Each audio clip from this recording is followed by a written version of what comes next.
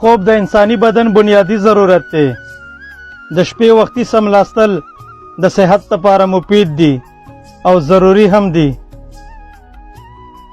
که چېرته ته د شپې ناوخته پورې ویښ وې او په وخت نه ویده کېږې نو په تا به مختلفې بیمارۍ زر حمله کوي. په سر او وجود به دې زور او بوج وي، بدن به دې ډیله او بېقراره وي.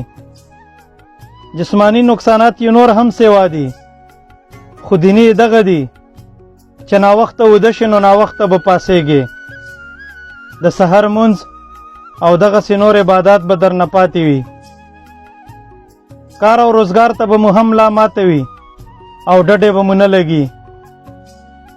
ډاکټر دیدار یوسفزئی صاحب لیکي چې د شپې او د ورځې په خوب کې د ځمکې اسمان فرق دی.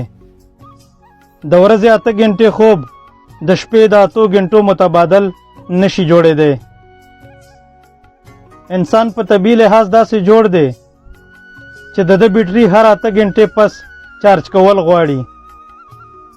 څنګه چې د هر ماشین سره مینول یوزر وي، دغسې خالق په انسان کې هم یو سرکیډین ګړۍ لګولې ده چې هغه د شپې او ورځې تعین کوي او په هغې حساب په تیاره کې څه خاص کیمیکلز او هارمونز خارجوي چې انسان په جسمانی او ذهني لحاظ روغ او ګړندی ساتي.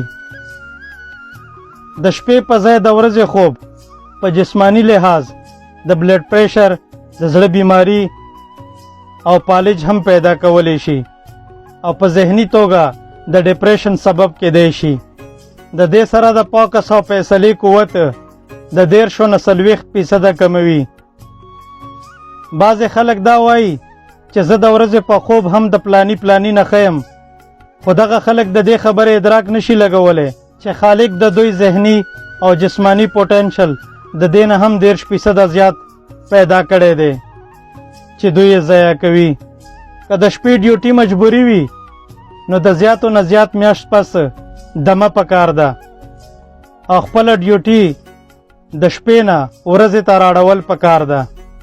قرآن پاک کې هم الله تعالی فرمایي مفهوم یې داسې ده چې شپه مو د خوب دپاره جوړه کړې ده او تاسو ته ستاسو خوب د راحت او سکون باعث جوړ کړی دی.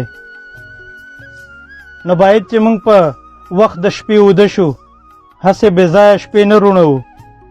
سوشل میډیا ته دومره وخت ورکو چې څومره زموږ ضرورت وي.